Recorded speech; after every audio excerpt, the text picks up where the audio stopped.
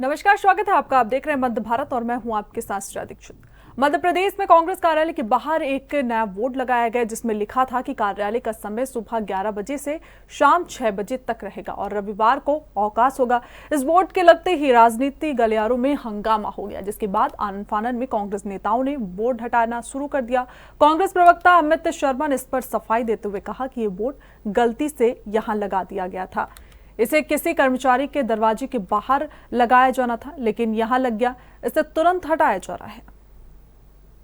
वहीं बीजेपी के प्रदेश प्रवक्ता नरेंद्र सलूजा ने कांग्रेस पर कटाक्ष करते हुए कहा कि अब जीतू पटवारी की मध्य प्रदेश कांग्रेस कारपोरेट कल्चर से चलेगी। सुबह 11 बजे से शाम 6 बजे तक काम होगा और रविवार को अवकाश रहेगा। पीसीसी के बाहर लगे इस बोर्ड से साफ है कि शाम 6 बजे के बाद और रविवार को कांग्रेस जन छुट्टी पर रहकर मस्त रहेंगे। यह मौसम का असर ही है। पार्ट टाइम अध्यक्ष की पार्ट टाइम कांग्रेस, यही किया है जीतू पटवारी ने। मध्य प्रदेश कांग्रेस का जो मुख्यालय है उसका कार्यालयीन समय सुनिश्चित कर दिया है 11 बजे से 6 बजे तक और रविवार को पूर्ण अवकाश। अब समझा जा सकता है कि 6 बजे के बाद और रविवार को कांग्रेस जन पूरी तरह से मस्त दिखाई देंगे, छुट्टी मनाते दिखाई देंगे। कांग्रेस के राष्ट्रीय प्रवक्ता पवन खेड़ा ठीक ही कहते हैं कि कांग्रेस मध्य प्रदेश में नहीं है, लेकिन वहां के नेताओं की सत्ता की खुमारी अभी भी नहीं उतर रही। वो अपने आप को ऐसा समझते हैं कि जैसे वो सत्ता में है, और यही बात चरितार्थ हो रही जीतू पटवारी के इस निर्णय से। और कहा तो जाता था कि कमलनाथ कारपोरेट कल्चर के नेता, लेकिन उन्होंने भी अपने अध्यक्षीय कार्यकाल में इस तरह का निर्णय नहीं लिया। शायद देश के राजनीतिक दल के इतिहास में पहली बार किसी राजनीतिक दल ने इस प्रकार का निर्णय लिया है कि अपने कार्यालय को कार्यालयीन समय में बांधा है। तो निश्चित तौर पे जीतू पटवारी के इस निर्णय का कांग्रेस जन विरोध करना शुरू हो गए हैं। कांग्रेस के प्रवक्ता अमित शर्मा और विवेक त्रिपाठी ने उनके जो समय निश्चित करने वाले बोर्ड है उसको उखाड़ कर जमीन पर फेंक दिया है और इस निर्णय का खुलेआम विरोध कर दिया है, आक्रोश की अभिव्यक्ति कर दी है। तो जीतू पटवारी जिनके नेतृत्व के अंदर हजारों, जब से वो अध्यक्ष बने, हजारों कांग्रेस जन कांग्रेस छोड़कर जा चुके हैं। 5 लाख से अधिक नेता कार्यकर्ता कांग्रेस छोड़कर जा चुके हैं। जहां गिनती पर गिने जाने वाले चंद नेता कार्यकर्ता बचे, अब उनसे मिलने के लिए भी समय सुनिश्चित किया गया। 11 बजे से 6 बजे तक मिलेंगे। शायद उनकी गिनती तो इतनी है कि शायद 15 मिनट या 10 मिनट के अंदर पूरी कांग्रेस से लोग मिल सकते हैं, लेकिन जीतू पटवारी ने उसे 11 से 6 बजे तक बांधा है। जीतू पटवारी के इस निर्णय पर सवाल उठ रहे हैं, क्योंकि बड़े बेतुके निर्णय के लिए जाने जाते हैं और खुद कहते हैं कि पार्टी का तेल लेने कांग्रेस के प्लाट को समतल कर रहा हूं। शायद उनका निर्णय भी ये, उनकी जो बात वो कहते हैं उसी को चरितार्थ कर रहा है कि वो पार्टी को तेल लेने भेजना चाहते हैं। और निश्चित तौर पर जो उनका फैसला है, इसको लेकर एक बड़े विरोध के स्वर कांग्रेस में उठना शुरू हो गए और इसका परिणाम जल्द देखने को मिलेगा। वहीं इस मामले में पूर्व मंत्री सज्जन सिंह वर्मा का कहना है कि प्रदेश कांग्रेस कार्यालय में रिनोवेशन का काम चल रहा है, जिसके कारण कार्यकर्ता परेशान न हो, इसलिए कुछ दिन के लिए प्लेट लगाई गई थी। इसका दूसरा कारण और कुछ भी नहीं है। नहीं, ऐसा नहीं है। अभी रिनोवेशन चल रहा है। असल में पीसीसी में रिनोवेशन की वजह से प्रॉपर टाइम नहीं मिल पा रहा है, इसलिए डिले हो रहा है। जो रिनोवेशन है, जो कायाकल्प बोल ले, जो भी बोल ले, जो हमारे अध्यक्ष जीतू पटवारी जी का एक दृष्टिकोण है कि ऐसा होना चाहिए पार्टी का दफ्तर, तो उसमें टाइम नहीं मिल रहा है, इसलिए वो संडे के लिए अभी कहा है, 1-2 संडे, बाकी ऐसा कुछ नहीं। 24/7। लेकिन कॉर्पोरेट कल्चर टाइप समय लिख दिया 11 से 6 ही बस मुलाकात हो पाएगी। नहीं, मैंने आपसे अनुरोध किया ना कि अभी हमारा उसका रिनोवेशन चल रहा है पूरी बिल्डिंग का। चेम्बर बड़े हो रहे हैं, कुछ चेम्बर बढ़ रहे हैं। वो असल में उनको जो कारीगर है, जो कारपेंटर, उनको सही टाइम नहीं मिल पा रहा है।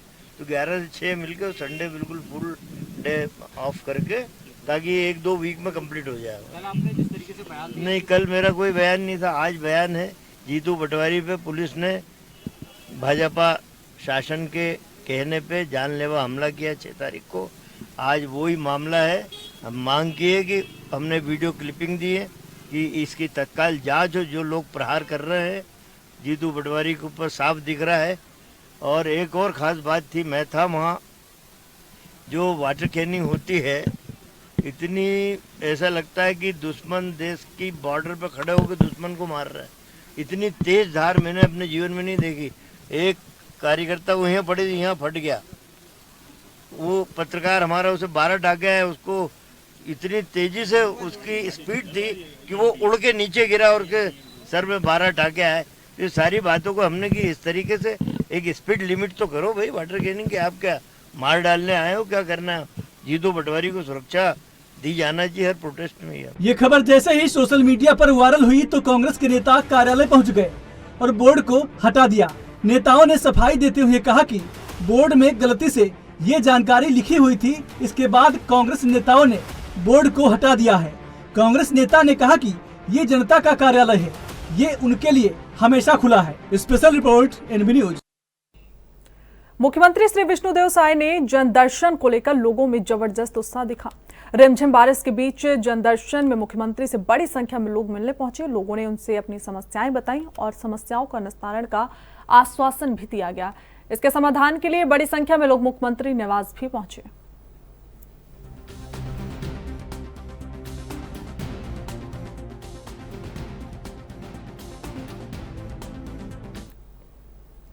विश्व आदिवासी दिवस के एक दिन पूर्व प्रदेश के पूर्व खाद्य मंत्री अमरजीत भगत ने अनुसूचित जनजाति के आरक्षण मामले को लेकर कहा कि सुप्रीम कोर्ट ने 1 अगस्त को जनजाति और अनुसूचित जनजाति के आरक्षण का फैसला सुनाया था कि आरक्षण को लेकर और चर्चा करने की जरूरत है। वहीं आज भी देश में अनुसूचित जनजाति और अनुसूचित जाति के लोगों के साथ भेदभाव हो रहा है।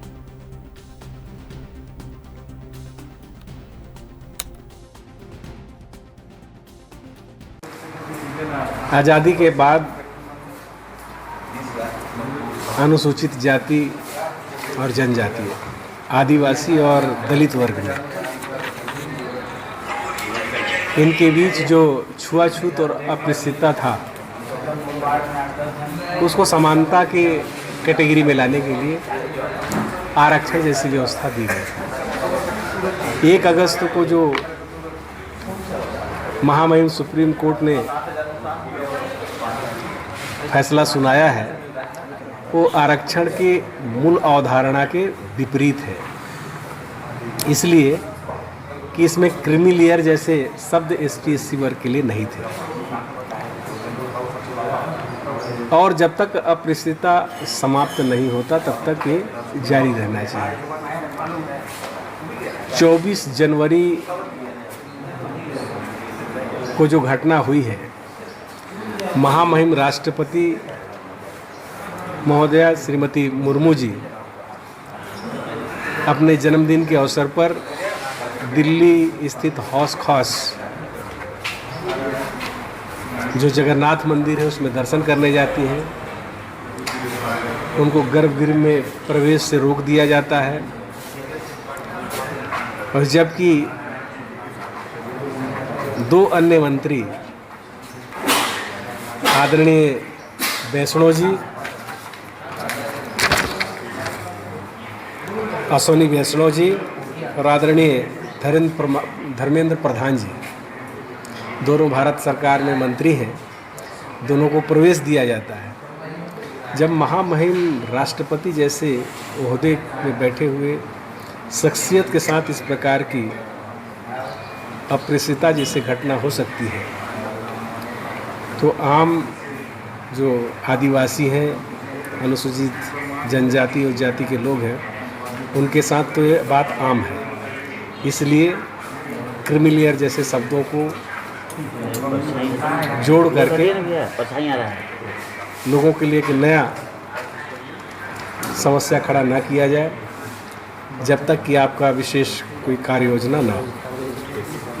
विश्व हिंदू परिषद की प्रेस कॉन्फ्रेंस आज संपन्न हुई। विश्व हिंदू परिषद की केंद्र सरकार से मांग है कि बांग्लादेश के हिंदुओं के लिए तत्काल कदम उठाया जाए। बांग्लादेश में जो घटना है वहां पर चुनी हुई सरकार अब सत्ता में नहीं है। वहां के तत्कालीन प्रधानमंत्री हमारे भारत में शरण लेकर बैठी हैं। बांग्लादेश भारत का अंग रहा है। वहां पर हिंदुओं की स्थिति को लेकर सुनकर रोंगटे खड़े हो जाते हैं।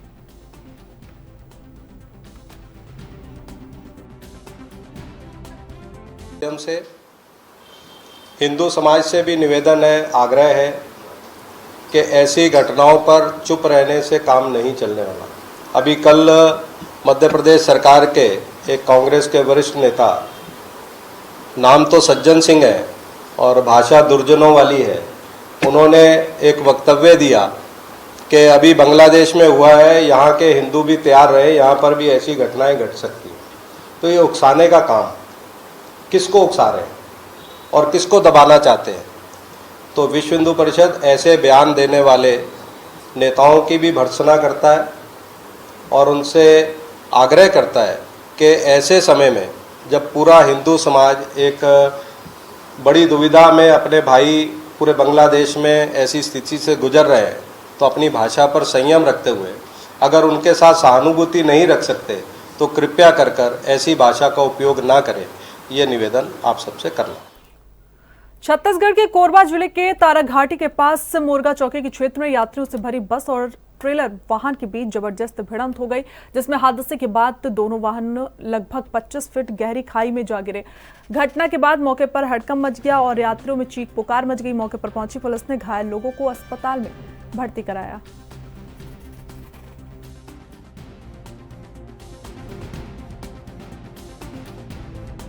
भिंड जिले के लाहौर में नए बस स्टैंड पर 9 अगस्त को कांग्रेस जंगी प्रदर्शन करेंगे। प्रदर्शन में कांग्रेस सरकार के कामों का विरोध प्रदर्शन भी करेंगे। प्रदर्शन में कांग्रेस के वरिष्ठ दिग्गज नेता भंवर जितेंद्र सिंह, जीतू पटवारी, उमर सिंघार एवं दिग्विजय सिंह, अरुण यादव सहित कई नेता शामिल होंगे। वहीं पूर्व नेता प्रतिपक्ष डॉक्टर गोविंद सिंह के नेतृत्व में इसका आयोजन किया गया।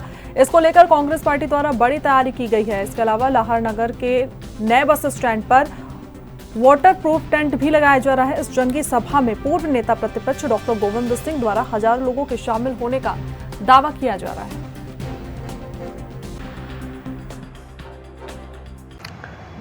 भारतीय जनता पार्टी सरकार की तानाशाही रवैये के प्रति विपक्षी दलों के लोगों को झूठे मुकदमे उकसाकर जेल में डालना, उनकी संपत्तियों को नष्ट करना और जनता से लूट मचा के रखा। अधिकारी और भाजपा के नेता मिलकर लूट कर रहे हैं। इन सब के विरोध में कांग्रेस पार्टी जिला भिंड ने एक बड़ा विशाल प्रदर्शन सभा करने का आयोजन 9 तारीख को किया है और इसमें आसपास के जिलों के और भिंड जिले के पूरे के लगभग अंदाज 50-60 हज़ार आदमी की उपस्थिति होगी। भारतीय जनता पार्टी की सरकार जिला प्रशासन ने एक तरह इतना घृणित रवैया अपनाया है कि हमारा जो भाडन ताल मैदान जहाँ सभा होती थी 1.25 लाख 1.5 लाख आदमी आता था, वहाँ पर अनुसूचित जात मोर्चे को भाजपा के नेताओं पर भाजपा के विधायक के दबाव में एसडीएम ने मंजूरी दी है। लेकिन कांग्रेस की सभा असफल हो, लोगों को स्थान नहीं मिले और जहाँ जहाँ हमने किसानों के सूखे खेत पड़े थे उनसे भी चर्चा की। उन किसानों ने अपनी सहमति दे दी लिखित में। रात में जाके भाजपा के असामाजिक तत्व का उनको लेके बंदूकें उनको धौंस दी। बेचारे गरीब आदमी थे, उन्होंने सुबह इनकार कर दिए। ऐसा 2-3 जगह इन्होंने किया। मजबूर होकर हमें नवीन बस स्टैंड की मंजूरी मांगनी पड़ी, जहां केवल मुख्यमंत्री डॉक्टर मोहन यादव ने कहा कि प्रदेश में ग्लोबल कैपेबिलिटी सेंटर से जीसीसी के स्थापित एवं विकसित करने के लिए हर संभव मदद और सुविधा उपलब्ध कराई जाएगी। मुख्यमंत्री डॉक्टर यादव बेंगलुरु में invest Madhya Pradesh road show के दौरान जीसीसी पर राउंड टेबल मीटिंग को संबोधित कर रहे थे। मुख्यमंत्री डॉक्टर यादव ने उद्योगपतियों और इन्वेस्टर्स को आश्वस्त किया कि बेंगलुरु जैसे टियर 1 शहर की सभी आवश्यकताएं एवं अनुकूलता प्रदेश के विभिन्न शहरों में विकसित की जाएगी।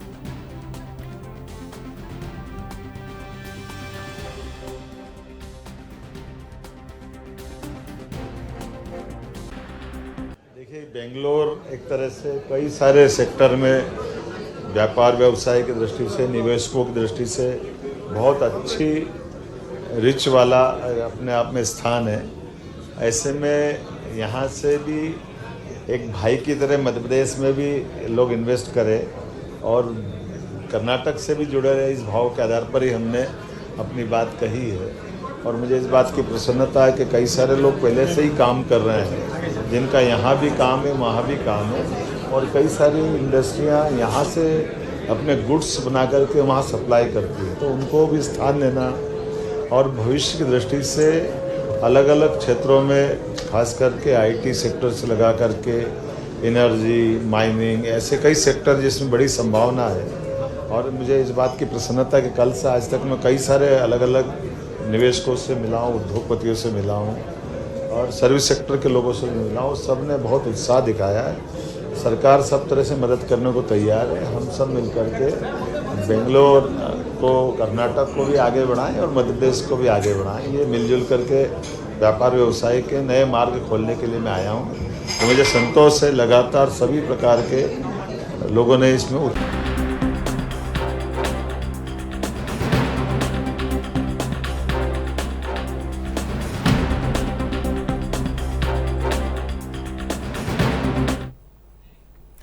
फिलहाल बुलेटिन में बस इतना ही। देश दुनिया की तमाम जानकारी के लिए बने रहिए ANB न्यूज के साथ।